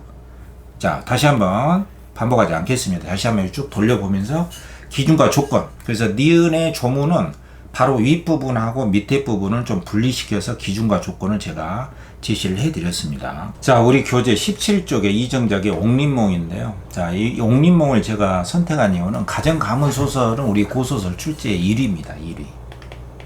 자, 이 자세한 내용은 제가 이제 따로 이야기를 하겠지만 시간이 너무 많이 흘러가기 때문에 이 부분을 제가 왜 선택을 했냐면요. 어쨌든 우리 고소설사의 그 종류 중에는 영웅소설하고 애정, 또 판소리계 소설, 또 영웅소설 군담소설이라고도 하죠. 그리고 이제 가장 중요한 축을 이루는 게 계모, 쟁청형을 아우르는 가정가문소설이에요. 그래서 가문소설과 관련해서 유시 3대력이 이제 기출문제 나왔는데 이번에 또 수록이 되기 때문에 한 번은 정리될 필요가 있고, 또 이제 애정하고 이제 가정 가문이 얽혀 있는 것 중에 하나로 꼽을 수 있는 게 옥루몽하고 옥린몽입니다. 그래서 그 중에서도 옥린몽을 제가 여기 강추를 해 놓은 것은 이게 아직 출제가 안 됐어요. 그리고 지금 오늘의 주제와 관련해서 이 폭력의 트라우마, 이 문제와 관련이 되어 있습니다. 그래서 이제 가문의 이야기하고 이 폭력의 문제가 이제 결합된 소재이기 때문에 여러분들이 한 번은 꼭 주목을 하셔야 됩니다. 이제 결론부터 이야기하면 늑혼의 갈등이 들어있어요. 이 늑혼은 강제된 결혼입니다. 이 강제된 결혼이라는 말은 늑혼이라는 뜻인데 원치 않은 것에 대한 강제와 강압, 그것을 우리가 폭행이라고 하죠. 그래서 조선시대 사대부 가문들은 자기네들끼리 엘리트 가문들끼리의 결합이 있어요. 그래서 사대부 문벌 가문이라고 하죠. 문벌, 굉장히 가문이 좋은, 지위도 높고 학식도 높고 이 문벌 엘리트끼리의 결혼을 굉장히 중요시합니다. 그럼 여기서 이제 문제가 되는 게 누구냐면은 왕족과의 혼사 갈등이 일어나요. 그렇다면 이게 이제 왕권과의 신권과의 갈등이 내포되어 있는 것이거든. 신권이라고 하는 것은 신하란 말이지. 신하의 권력. 왕권은 왕의 권력. 그러니까 왕권의 입장에서는 이제 자기 왕의 아들도 있고 딸도 있을 거 아니에요.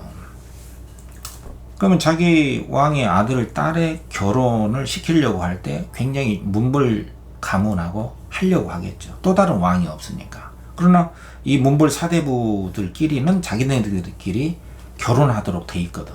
근데 갑자기 왕권에 압력이 들어오는 거예요. 그럼 문벌 사대부 입장에서는 좋아할 것 같지만 이게 어떤 그 결혼, 자기들의 주체적인 결혼을 방해받는 꼴이잖아요.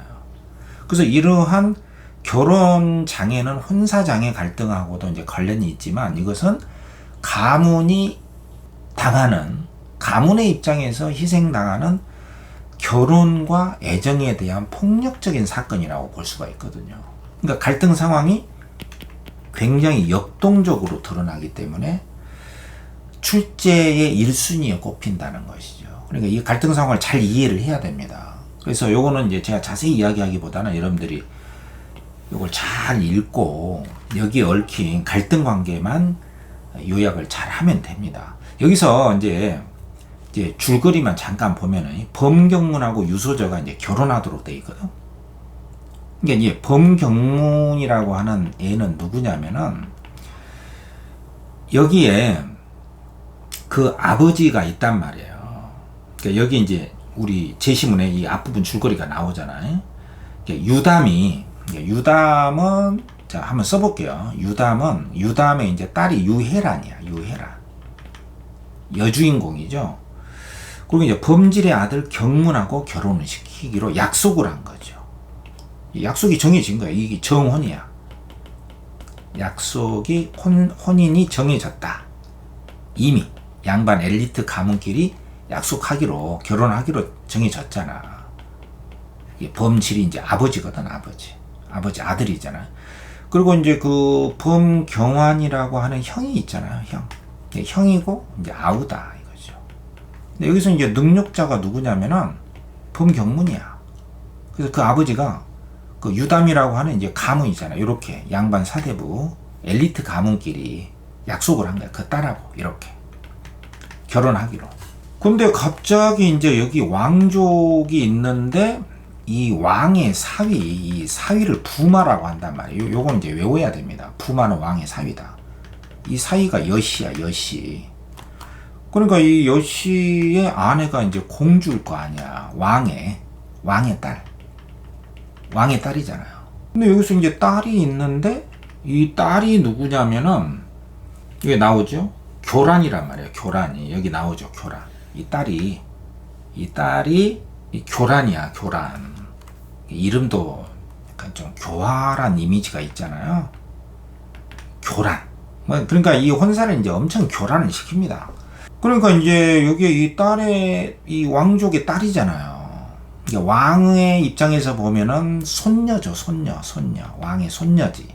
그러니까 이제 이 공주인 딸이 왕의 딸이죠. 자기 딸이 결혼을 못하고 있으니까 자꾸 이 왕한테 가서, 여기 사대부 가문 중에 이 범질의 아들 범경문이 굉장히 엘리트다, 소문이 났다, 굉장히 좋다고 하는데, 아버지가 이제 왕이잖아. 이 딸 공주의 아버지의 권력으로 좀 압력을 넣어서 자기 딸 교란하고 좀 맺게 해달라, 압력을 넣은 거야. 그 처음에는 왕이 왕권으로서 뭐 관여해야 될 일이 있고, 이런 혼사 문제는 이미 엘리트 집안끼리 뭐 결혼하도록 돼 있는데, 내가 왕의 그 권력으로 이렇게 하면 안 되지. 어떤 명분, 윤리적 명분을 내세웠지만 계속 막 조르니까 태도를 바꿔가지고 이제 강압적인 태도로 자기 손녀인 교란을 범경문하고 혼약을 맺게 되죠. 제1부인으로 앉히게 되죠. 그래서 졸지의 유해라는 제2부인으로 물러나게 되는 거예요. 그렇다면은 여기서 이제 늑혼 갈등, 혼사 갈등이 일어나잖아요. 그래서 왕권과 신권과의 갈등이 일어나는데, 이 과정에 얽힌 가문소설이다. 근데 가문소설의 특징은 뭐냐면은, 자, 이거 너무 설명이 길어지면 안 되는데, 여기에 보면은 LSK, 여기에 제가 자세히 이렇게 써놨습니다. 요거 한 문제만 풀자고. 요것만 잘 이해를 하세요. 자, 시험날이 얼마 안 남았으니까. 여기 보면은 이제 사대부 가문의 남녀가 갖는 고난과 그 극복, 입신, 출세에 대한 이야기가 주를 이루는데, 사대부 중심의 문학입니다. 그러면 여기서 이제 이 작품이 그 초점이 어디에 놓이냐면은 왕족의 왕권에 초점이 놓인 게 아니야.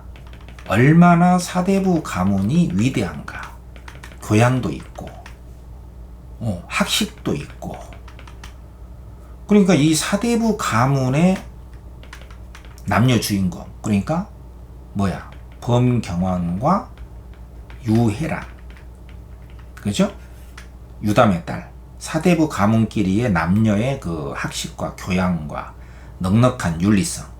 그런데 비해서 이 차고 들어온 왕의 손녀, 이 차고 들어온 왕의 손녀 같은 경우는 이 교란이죠. 얘는 품성이 좀 안 좋아요. 예, 그 시기 질투가 많단 말이야. 자기가 뒤늦게 들어온 처지에 일부인이 되고 나중에 유해란을 막 모함을 해서 내쫓는 막 악행을 저지르거든. 그래서 이제 뭐 엄청난 가문의 혼란이 일어나거든. 근데 이 작품의 중심은 사대부 중심의 문학이야. 그래서 이 사대부 중심의 범경환과 유해란의 어떤 그 고난이 있어도 받아들이고 참고 견디면서 집안을 융성케 하고 악인도 포용하는, 그래서 드러나는 것은 사대부 가문의 이들의 인간성을 부각시키는 데 초점을 맞춘 거예요. 자, 요점을 놓치면 안 됩니다. 그래서 작가는 사대부를 그린 다른 계층보다 고귀하게 그려냈는데, 배타적 신분의식으로 나타나서 굉장히 사대부 계층을 더 드러내려고 하는 신분의식이 있다는 뜻이야. 사대부들은 하층 인물보다 신분적으로 우월하고 도덕적으로도 우월하게 형성이 돼. 따라서 사대부 가문과 왕실 사이의 신분의 차이에 따른 상하 명분이 존재함을 인정하면서도, 그러니까 왕족이 더 높다는 것은 인정을 하면서도 황족을 도덕적 결함을 가진 인물로 그려내. 자, 요게 중요합니다. 사대부 가문을 더 우월하게 그려내려고 하는 이 작가의 시선이 있단 말이에요. 이 작품의, 이 가문 소설의 시각은 사대부 가문을 더 높게 평가하는 작가의 의도가 있어. 그래서 오히려 황족, 왕족을 뭔가 좀 문제가 있다. 누구를 이야기하는 거야? 교란. 그리고 왕도, 왕의 딸, 공주도 이미 혼약이 되어 있는 것을 치고 들어오잖아. 왕권으로. 그 문제가 있다. 이것은 황족에 대한 사대부의 부정적인 인식, 왕권과 신권의 갈등을 이야기하는 겁니다. 한편 사대부끼리 혼인관계를 맺는 걸 크게 부각했는데 엘리트 가문끼리의 결합, 이 과정에서 사대부들의 엄격한 자기 검열을 실시해서 학문적인 교양, 글재주, 이런 자질, 이런 것들을 굉장히 강조한단 말이에요. 이런 관점에서 기억에서 비읍까지를 문제를 풀어라. 요거는 이제 LSK 제가 문제를 내놨어요. 요 한 문제면은 여러분들 고소설 전공자가 낸 문제를 다 풀 수 있습니다. 자, 그럼 제시문을 간략하게 안 볼 수는 없으니까 한번 읽고 요 한 문제만 풀어보자고. 자, 이거 보세요. 부마가 범공자의, 이게 이제 범경환이죠.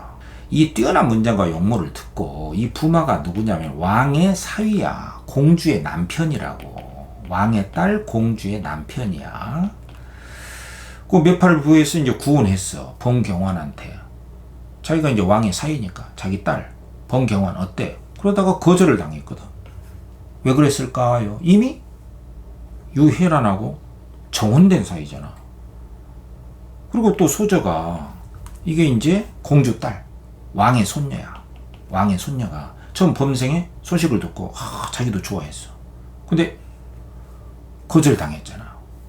그래서 이제 번뇌가 크단 말이야. 여기서 이제 갈등의 단초가 마련이 되는 거죠. 뭐야? 거절당한 왕족의 번뇌, 또는 분노가 있겠죠. 왕의 손녀, 자기가 거절당했잖아요. 그리고 여씨, 부마, 그리고 그 소저의 엄마, 공주, 왕의 딸. 왕족인데 거절당했잖아. 그래서 이제 이 소식을 듣고 공주가 왕의 딸이단 말이야. 왕의 딸. 이 왕의 딸의 딸. 그게 바로 교란이죠. 그래서 딸의 그러한 거절당한 딸의 거동을 보고, 야, 우리 딸이 거절당했다. 병경환한테. 예, 그래서 이제 황제한테, 자기 아빠죠, 가서 이제 말씀드리기를, 제가 아들이었고 딸이 있는데 이 딸이 비녀를 꽂아서, 이제 비녀를 꽂는다는 것은 결혼한다는 뜻이야. 나이가 됐는데 범질에게 아들이 있다. 이게 이제 범경환이잖아. 예, 제가 설명해서 이제 다 이해되죠? 구원했더니 정혼한 곳이 있다. 유혜란하고 거절당했다. 조금 폐하께서 강제로 좀 결혼 좀 병경환하고 우리 딸하고 맺게 해달라. 근데 이제 황제가 말없이 생각하다가, 자, 기억 잘 봐. 이제 문제 풀 때 임금과 부모는 한 가지고 범질이 생시에 이미 결혼이 정해질 것 같으면은 이미 정혼한 데가 있으면 어찌 임금의 명령으로 아버지의 명령, 이 아버지가 누구야? 범경환의 아버지, 범질이죠. 그 명령을 어그러지게 할 수 있겠느냐. 그러니까 처음에는 이 황제도 윤리적인 어떤 명분을 존중을 했어요. 아무리 내가 왕이어도 그네 집에서 이미 결혼이 이렇게 정해져 있으면 안 되지. 왕이라고 해서 그런 권력을 행사하면 안 되지. 왕의 양심이 살아있는 거잖아요. 근데 이제 공주가 계속 하니까 어쩔 수 없어서 이제 허락을 한 거야. 여기서 이제 횡포, 왕권의 횡포, 혼사 폭력이 시작이 되는 것이잖아. 무슨 말 이해되죠? 그래서 공주가 기뻐서, 이런 거 심리가 나와 있죠. 심리 분석이 나와 있습니다. 그래서 이제 자기 딸이 이제 막 좋아하잖아. 그래서 이 황제가 이제 은근히 이제 압력을 구하는 것이잖아. 누가? 우리 손녀 추천 좀 해라. 결혼할 상대. 그러니까 대신들이 다 말을 하기를 바로 이 사람이 가장 좋습니다. 누구냐? 그러니까는 바로 이제 범생이 또 이렇게 뛰어나다. 이 사람이 가장 합당하다. 이렇게 추천을 했단 말이야. 왕이 이제 기뻐하면서 말하기를 부마는 이제 자기 사위잖아, 사위. 여씨. 내가 매우 소중하게 여기는 사람이다. 이제 그 딸을 위해서 내 사위의 딸, 그러니까 왕의 손녀죠. 사위를 선택함에 있어서 또 이렇게 뛰어나다고 하니 좋다. 혼인하게 해라. 이제 강제 결혼을 명령하게 되는 거야. 이게 바로 늑혼이라는 거예요. 이게 바로 여러분들 요 장면을 잘 보세요. 그러니까 처음에는 왕도 이렇게 윤리를 존중하다가 이제 태도가 바뀌게 되잖아요. 머리를 조아리면서 말하기를 이 범경환이는 범경문의 형이야, 형. 좀 이름이 좀 헷갈릴 수도 있죠. 이제 범경문이가 자기 동생인데 이 범생이 바로 이제 범경문입니다. 이 범생이 범경문이야. 그러니까 그 형이 이제 그 조정의 벼슬 아치였거든. 아직 범경문이는 아직 과거 급제도 못하고 재주만 뛰어나 소문만 났단 말이야. 그러니까 이제 그 형이 이제 황제가 명령을 딱 내리니까 그 형이 있다가 이제 머리를 조아리면서 신의 아우는 이 아우가 범경문입니다. 용렬하고 좀 못났다는 뜻이야. 어리석다. 이제 겸손하게 말한 거지. 학문이 부족하다. 그래서 니은 신의 아비가 범질이죠. 생시에 고승상 유담으로 더불어서 정혼했습니다. 그 딸하고. 자식으로서 이것을 어긴다는 것은 차마 못할 짓입니다. 이건 거절하는 것이죠. 그러니까 뭐야?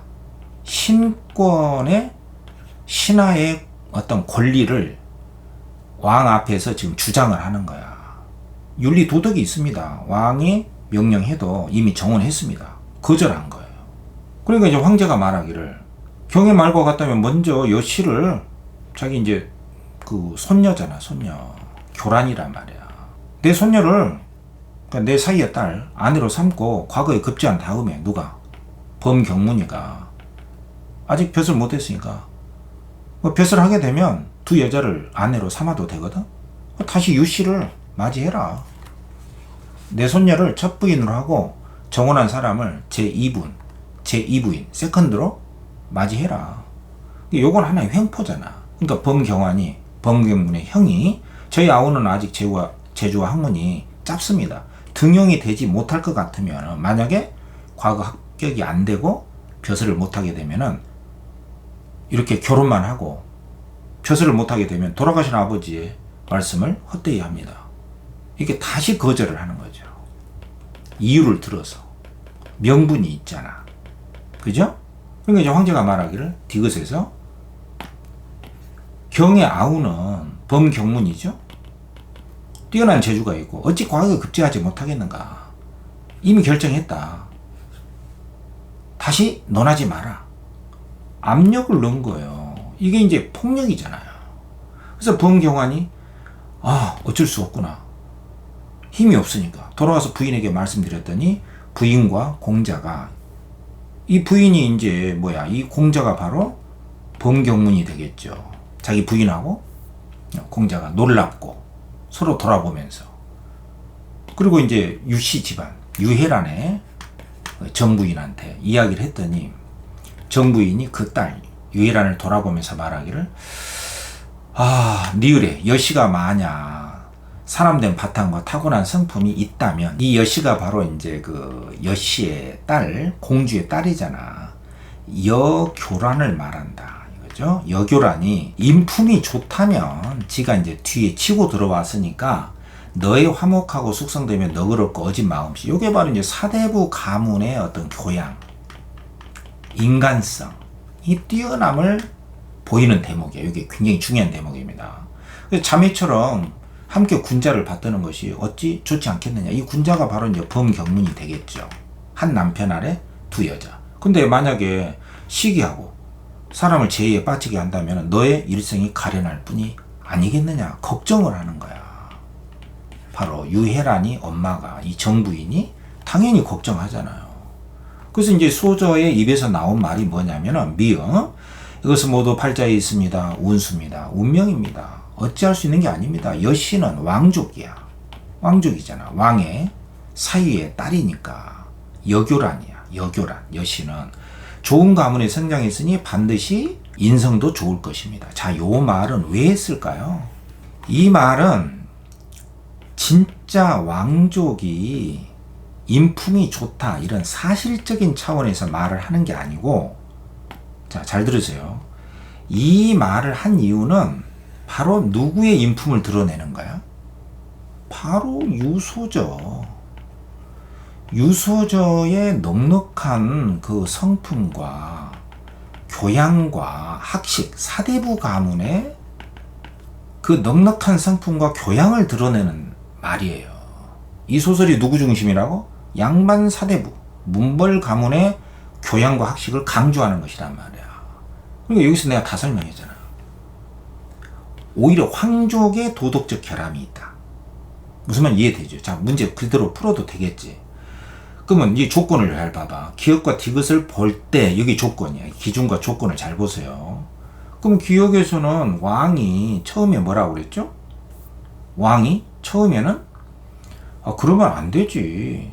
윤리 도덕적으로 양심이 살아있잖아. 그러다가 계속 그 딸이 그 부탁을 하니까 이제 억지로 강제로 결혼을 시키는 대목이잖아.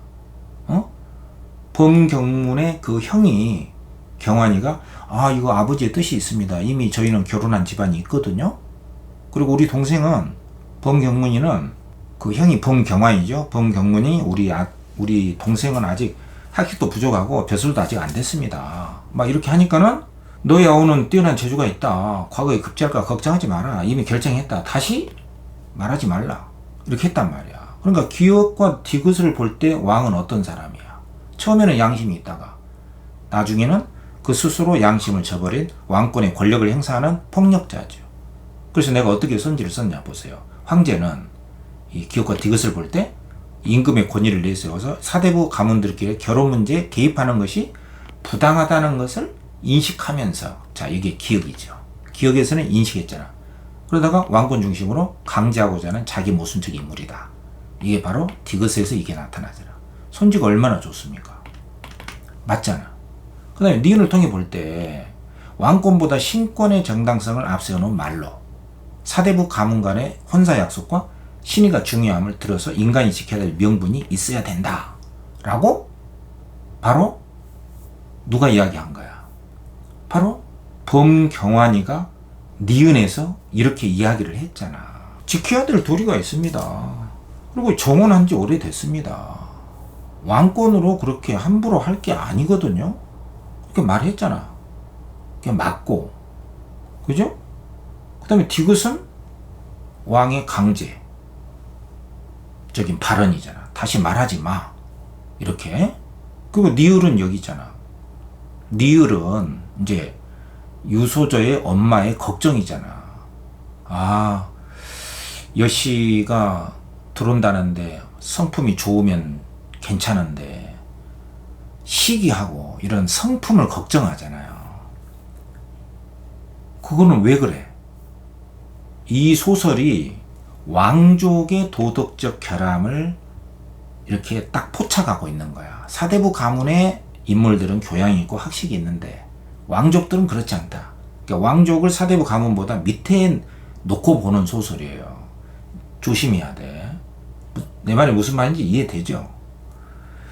그래서 니을에 보면은 소저가 상대해야 될 여씨가 정부인이 한 말이잖아. 황족의 친척으로서 명령에 따라 혼사를 받들어야 할 처지이지만 여씨의 여교란이잖아. 성품이 안 좋을 경우에 생길 환란을 떠올림으로써 황실에 대한 부정적 인식이 있음을 알 수가 있다. 이 말 이해됩니까? 벌써 여기서 이 시기 질투할 걸 걱정한다는 것은 이 보기에 나와 있듯이 도덕적 결함을 지닌 황족의 문제가 있음을 바로 정부인의 입을 통해서 드러낸 대목이란 말이야. 그러니까 얼마나 이 선지가 좋습니까? 이 논리적인 정합성을 묻고 있잖아. 재심은 보기 선지 이렇게. 그 미음. 자, 이 미음은 바로 유해란. 바로 사대부 가문의 여주인공의 말이잖아. 이 말은 뭐야? 아, 여씨는 왕족이고 성격이 좋을 겁니다. 자기가 교양이 있으니까 좋게 보는 거예요. 도덕적 결함이 없죠. 학식과 교양을 갖춘 유소저의 말이야. 그렇기 때문에 이 미음은 4번에 왕실 출신의 가문 배경과 성품을, 왕실 가문의 배경이 좋으면 성품도 좋을 것이다. 맞죠? 사대부 가문의 도덕적 결함으로 인해 혼사를 수용할 뜻을 드러내고 있다. 이 말은 무슨 말이야? 자기가 사대 왕족보다 밑에 있는 사대부 가문이기 때문에 뭔가 도덕적 결함이 있다. 그래서 어쩔 수 없이 결혼을 수용해야 된다. 라고 미음에서 이야기를 했습니까? 아니지. 도덕적 결함이 있는 것은 사대부 가문이 아니라 황족이야. 근데 유소저는 황족이 또 도덕적 결함이 있다는 것을 말도 안 해. 그냥 황족이니까 왕족이니까 성품도 좋을 거야 라고 좋게 보는 거예요. 이것은 성품이 굉장히 좋다는 뜻이잖아요. 내 말이 무슨 말인지 이해되죠? 성품이 그만큼 좋기 때문에 좋게 보는 거예요. 들어올 여자를, 왕족, 교란이를, 여교란이를 좋게 보는 거예요. 그런 것이지 사대부 가문이 도덕적 결함이 있기 때문에 혼사를 수용하겠다 이런 뜻은 아니어서 4번이 틀려서 답이다. 좋은 문제입니다. LSK 문제예요. 이런 게 논리적으로 굉장히 좋은 문제거든. 그 다음에 이제 비읍은 마지막으로 여기 나오잖아. 태부인이 홀로 기쁜 마음이 사라져서 삭막하고 손님들의 축하를 받으나 얼굴에는 근심이 있죠. 왜 그래?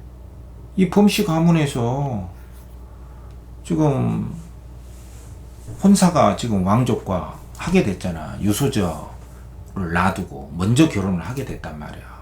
그러니까 얼마나 근심이 많아. 이런 걸 통해 볼 때 태부인의 부정적 태도를 보여줌으로써 왕족과의 결혼을 부정적으로 보고 있잖아. 기분이 안 좋아. 왕족과 결혼하니까. 그래서 서술자는 사대부 가문끼리의 정당한 혼사가 황실의 혼사 방해로 인해서 장애를 일으키는 것임을 드러내고 있다. 이게 가문소설 옥림몽의 서술자의 시각이다. 자, 요 점만 여러분들이 잘 이해하고 있으면은 문제는 잘 풀 수가 있다. 이렇게 볼 수가 있습니다. 오늘은 왜 하필이면 폭력의 문제를 다루고 있는가? 문학에서 역사적 트라우마를 왜 굳이 들춰내서 그것을 이렇게 우리 삶에 폭력이 있음을, 이렇게 폭력으로 인한 죽음이 존재함을 이렇게 햇볕 아래 내놓듯이 왜 생생한 묘사를 통해서 굳이 폭력을 왜 다루는가? 그 문제를 두 가지로 정리를 해봤습니다. 첫 번째는 그것이 우리 삶의 행복과 사랑을 해치기는 가장 주범이기 때문에 역사적 트라우마와 그 트라우마를 있게 한 폭력과 폭행의 문제를 굳이 다룬다는 거. 그리고 문학에서 그것을 다루는 방식은 형상화의 방식으로 다룬다. 그것은 생생한 묘사다. 과거에 일어났던 그 시간과 공간을 파고 들어가서 어떻게 일어났고 어떻게 상처와 죽음을 가져오게 했는지를 생생하게 드러내주는 것. 그것은 우리의 고통을 재경험하게 만듭니다. 근데 그 고통을, 아픈 기억을 되돌리게 하는데 목적이 있는 것이 아니고 그것을 재경험하게 한다는 것은 이런 고통이 있었음을 알리고 그리고 인정을 받고 사과를 받고 그럼으로써 우리는 용서와 화해의 길로 나아갈 수가 있다는 것이에요.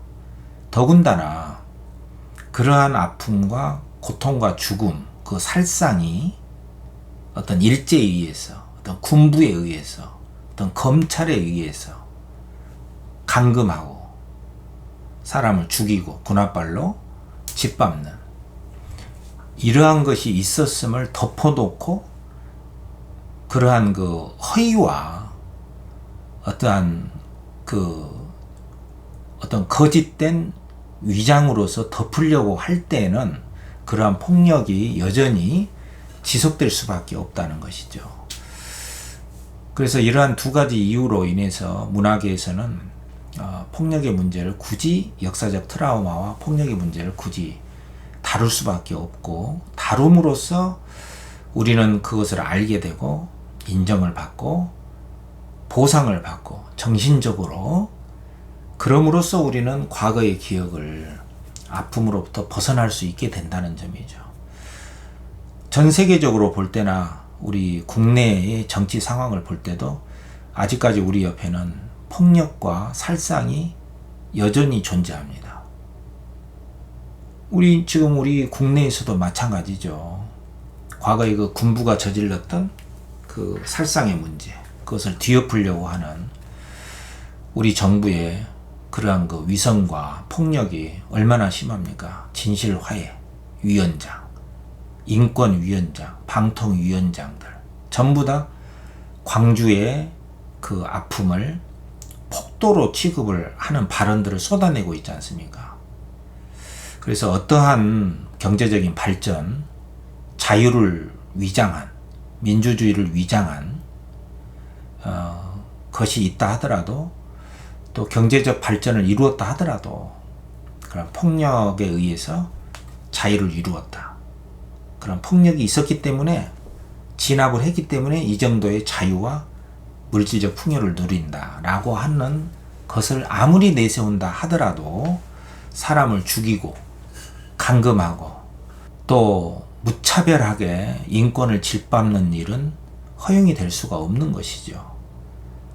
아직까지도 우리 사회에는 그런 것이 남아있음을 우리가 인식하면서 이 문제를 같이 한번 생각해 봤으면 좋겠어요. 그리고 수능에서도 이러한 역사적 트라우마와 폭력의 문제는 굉장히 중요하게 다뤄질 것이다. 그런 관점에서 옥린몽에서의 그 가정 가문에서 저질러지는 강제 결혼의 횡포, 그와 관련된 그 작품을 옥린몽에서 다뤄봤고요.